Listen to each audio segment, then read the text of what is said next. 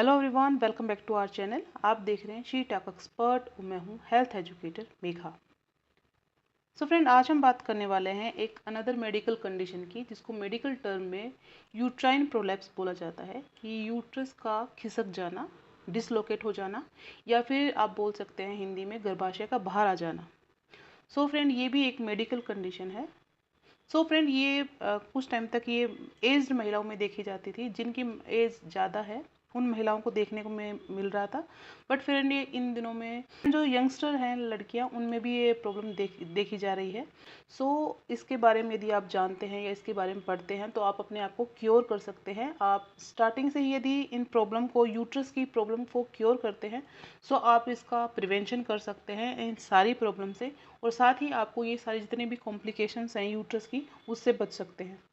सो आज हम देखेंगे फ्रेंड कि जो यूट्रस प्रोलैप्स है वो क्या है, डेफिनेशन देखेंगे, कॉजेज़ क्या क्या है, और जो इसके रिगार्डिंग आपके शरीर में जो चेंजेस आते हैं, साइन सिम्टम आते हैं, बदलाव आते हैं, वो क्या है, और इसका मैं आपको ट्रीटमेंट बताऊंगी कि इसका ट्रीटमेंट क्या क्या होता है।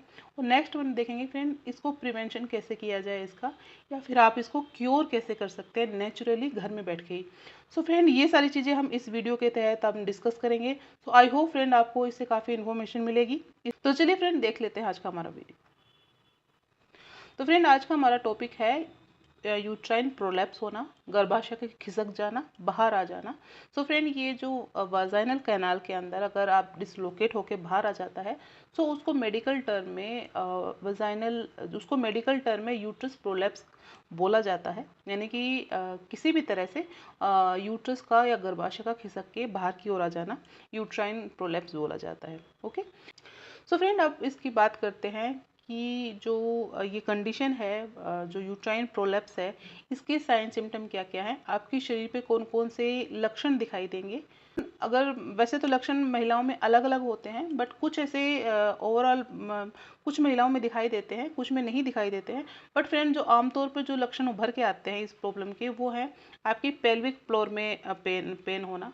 सो जिन महिलाओं को लोअर एब्डोमिनल पेन में, या आपके जो प्राइवेट पार्ट है उसके जो प्यूबिक एरिया है, वहाँ पे एक्यूट पेन होना, कई बार माइल्ड भी होता है, कई बार एक्यूट पेन भी होता है।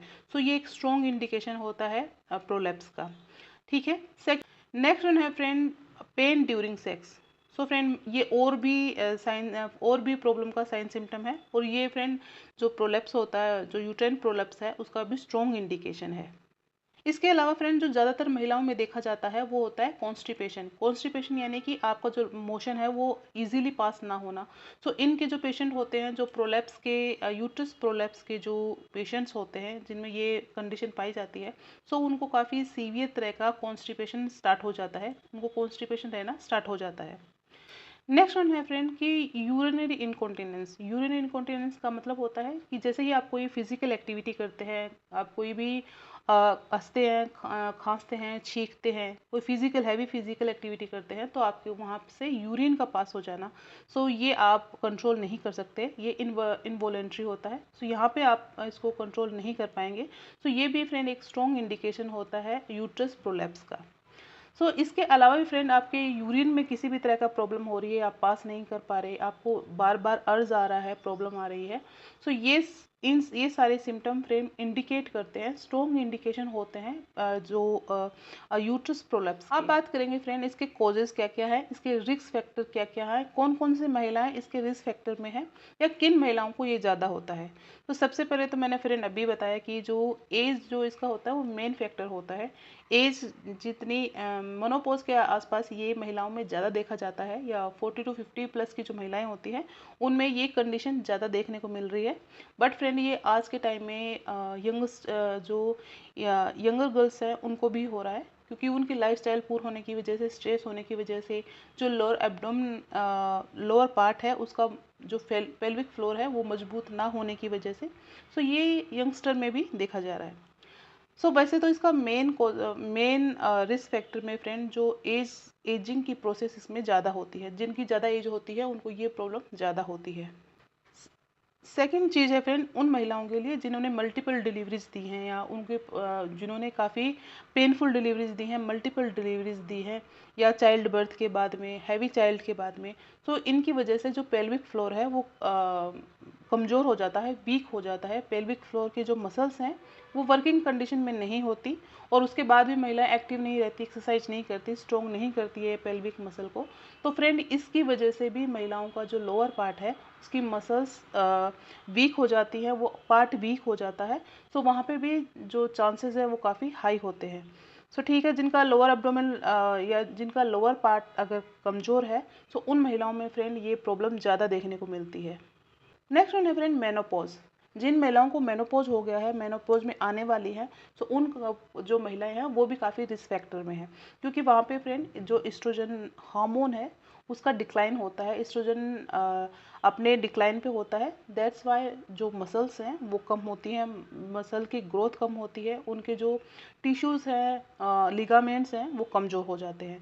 तो फ्रेंड ये भी कारण है, आपकी मेनोपॉज भी कारण है यूट्राइन प्रोलैप्स का। है फ्रेंड लॉन्ग टाइम से आपको कफ होना, कॉन्स्टिपेशन होना।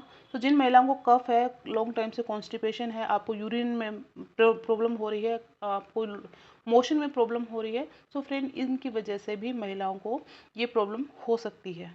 नेक्स्ट कारण फ्रेंड उन महिलाओं के लिए जिनको हैवी जो लिफ्ट करती हैं या कोई वजन वाली चीज़ें उठाती हैं और उनका पहले से ही अगर पेल्विक फ्लोर वीक है, तो उन महिलाओं को भी फ्रेंड यूट्राइन प्रोलैप्स होने की शिकायत हो सकती है। तो ये तो सारे कॉजेज हो गए और रिस्क फैक्टर हो गए जिनकी वजह से ये महिलाओं को ज़्यादा होता है, और किन महिलाओं को ये ज़्यादा होता है, तो ये आप रिस्क फैक्टर हो गया। अब बात करते हैं फ्रेंड इसकी ट्रीटमेंट की, कि इसको ट्रीट कैसे किया जा सकता है। तो फ्रेंड या तो इसको मेडिकेशन से, कुछ आपको यूडीआईज लगा सकते हैं, या कुछ आपकी स्पोर्टिव चीज़ें यूज़ कर सकते हैं, या फिर आपकी है सर्जरी। तो इससे आपको ठीक किया जा सकता है, जैसे जैसी कंडीशन होगी वैसा वैसा आपको ट्रीट किया जा सकता है। लेकिन फ्रेंड जो इसका मेन पार्ट है वो है कि आप अपनी खुद ही इस प्रॉब्लम को क्योर कैसे करेंगे। सो यदि आप इसको शुरुआती में अगर आपको लग रहा है कि जो मैंने आपको सिम्टम बताए वो सारे सिम्टम अगर आप में हैं, तो आप घर पे ही इसको क्योर कर सकते हैं विदाउट कोई कॉम्प्लिकेशन के। तो स्टार्टिंग में अगर आप इसको क्योर कर लेंगे तो आप आगे जाके ये सारी कॉम्प्लिकेशंस नहीं होती हैं।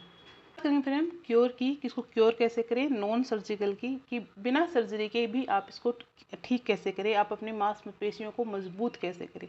सो फ्रेंड मैंने अभी बताया कि जो ये पेल्विक एरिया की मांसपेशी लूज होने की वजह से, वीक होने की वजह से ये प्रॉब्लम क्रिएट होती है। तो यदि आप उस पार्ट पे ध्यान देते हैं, उसको मजबूत करते हैं, कीगल एक्सरसाइज करते हैं डेली, सो आप प्रोलैप्स से आप अपने आप को बचा सकते हैं। ये काफ़ी इजी है।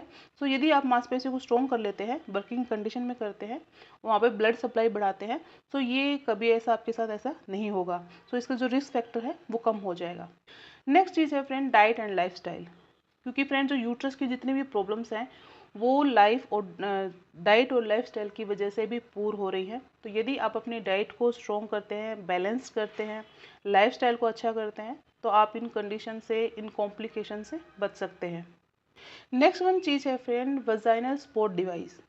जैसे जिन महिलाओं को ये कंडीशन होती है, तो वहाँ पे एक सपोर्ट के लिए एक डिवाइस लगाया जाता है जिससे यूट्रस खिसक के बाहर ना आए। सो ये सारे फ्रेंड इसके ट्रीटमेंट थे, कोजेस थे और इसके साइन सिम्टम थे। सो ये किसी भी महिला को यदि ये सारे साइन सिम्टम दिखते हैं तो उसको चौकन्ना हो जाना चाहिए, और क्योर अपनी बॉडी का क्योर करके आप इन सब कॉम्प्लिकेशन से बच सकते हैं। सो फ्रेंड जैसे जैसे आप अपनी लाइफस्टाइल पे काम करेंगे, आप अपनी डाइट पे काम करेंगे, लाइफस्टाइल पे काम करेंगे, तो ये सारी कॉम्प्लिकेशन से आप बच सकते हैं। सो फ्रेंड ये था आज का हमारा वीडियो। आई होप इससे आपको कोई इन्फॉर्मेशन मिली होगी। इसके रिगार्डिंग आपकी कोई क्यूरी रहती है तो आप मुझसे पूछ सकते हैं। आज के लिए इतना ही, कल फिर मिलेंगे, तब तक अपना ध्यान रखें।